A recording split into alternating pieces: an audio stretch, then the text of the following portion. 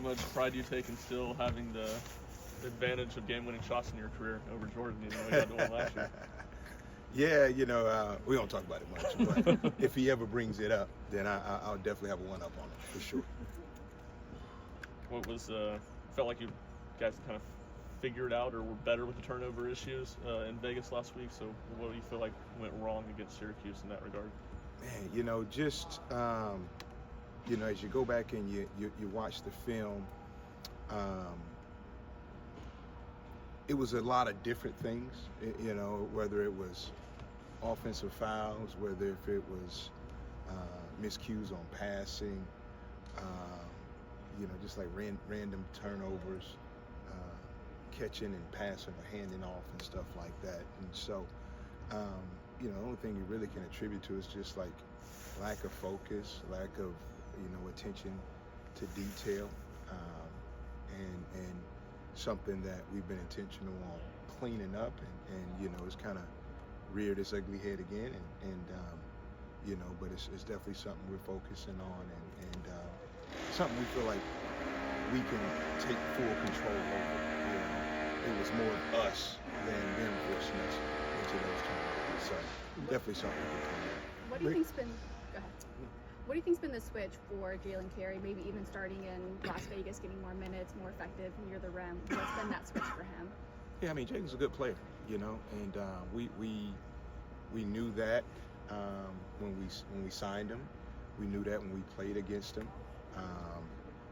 and we see flashes of it in practice. And so I think with Jay he's a quiet guy, but he absorbs everything. He takes in everything, and he's real with himself, and it didn't necessarily always take us pointing out some of the things where he needed to improve in.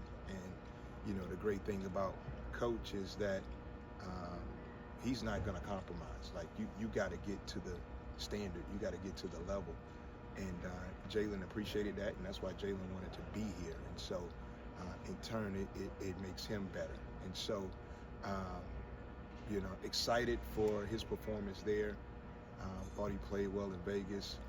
Now he's got to keep it going, and maintain that level of consistency, which we know he can. And, it's not just game to game, it's day to day, practice to practice, every single day, bringing it. And if he does that, he'll be the player that he wants to be and that we all need him to be. Rick talked about Nate pressing. What does pressing look like for a guy like Nate, and how do you kind of coach him into doing the things he does well without pressing into those things?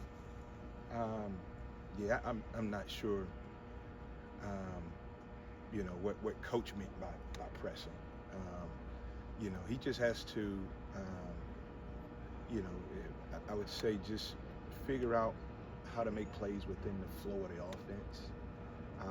A lot of times when you get guys that are naturally talented and gifted as Nate is, and you get to this level and the competition is a little different, right? The size is like size, and now you within a system with other good players, right? You got to kind of figure out how to play within the system, within the flow of everything, and so that's something that he's learning, and I think up until this point, he's been great, you know what I'm saying? And so it's always a learning, it's always room to get better, room to improve, and the thing I love about Nate is he owns everything, he owns it, whether he's making shots or not missing shots. He's probably the toughest on himself than anybody, than Coach, than me, than anybody. And so, he's going to continue to improve. I think every game for him that he gets under his belt, he learns something. He's a smart kid, a smart young man, that absorbs things and is real with himself. So, he's continuing to grow. We're excited about his growth, and it's like all players, right? You're gonna have ups and downs, right? You just gotta bounce back from it and learn from it. So there have been y'all's talking points with Cade and Felix coming out of the Syracuse game? To everybody, do your job, right? Everybody's got a job to do. do your job. And whether it's being the best defender on the floor, being the best help defender on the floor, whether it's rebounding, whether it's the one more pass, making guys better, the message to everybody is do your job and be a star in your role. Whatever your role is, be a star. How beneficial is the front court pairing of Dwayne and Jaylen? It's good. You know, it gives us a change up, right? It changes kind of the flow of things from, you know, when you have Cade and Fee, you know, give you that athletic, twitchy group, and then you bring those two guys in who are really physical. I think they all complement each other, and then you add JP to that mix. I think you got a great group of, of front court depth, and so we're excited about it. We're excited to watch that continue to grow and be impactful. Is there any update on JP? He might be available tomorrow. No update to this point. So we're just kind of it's day to day. You know, I thought he,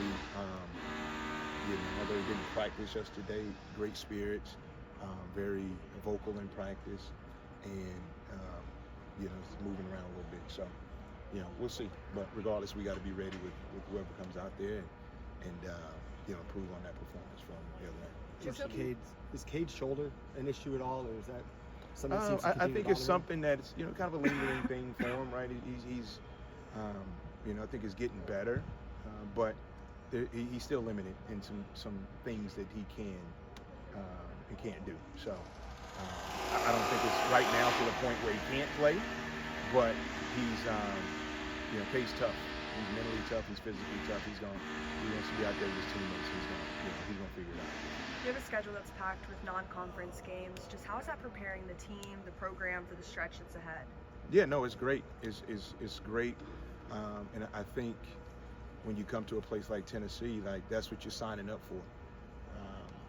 To play in these type of games, and in recruiting all these guys, we promised them that, hey, we're gonna play on the biggest stage, and we're holding that promise to them. And so I think it not only prepares you for the next games, the games to come, but for conference play, for conference tournament, and also the NCAA tournament. And you hope through those experiences that at the end you're better from it, and that there's not a situation that you haven't come across, an environment that you haven't come across, and you're ready to adjust.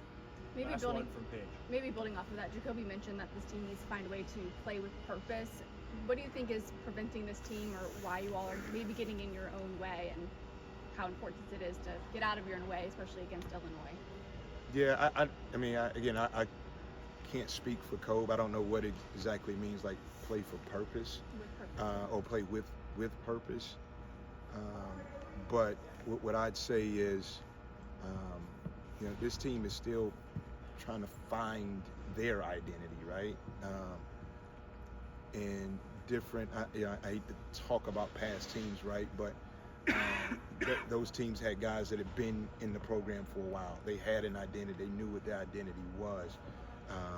They were developed in that identity, right? And so I think for this team, going through these tough times, these tough moments, adversity is good for them, and within that they'll find like who they are as individuals and who they are as a team. And so for me, as a coach, like I think we've been clear with the communication of the purpose. The purpose is to get better every game, to play team selfless basketball, and to be the hardest playing team in the country. And so after that, there's nothing else to worry about. Like you figure everything out. And so I think you just gotta lock in on that on a day-to-day basis, lose yourself in the game, and then let the chips fall where they may. But I think if we do that, we'll be happy with the results, the outcome at the end of the day. Thanks, Coach. Thank you. Appreciate it. Appreciate you. Thanks, Coach.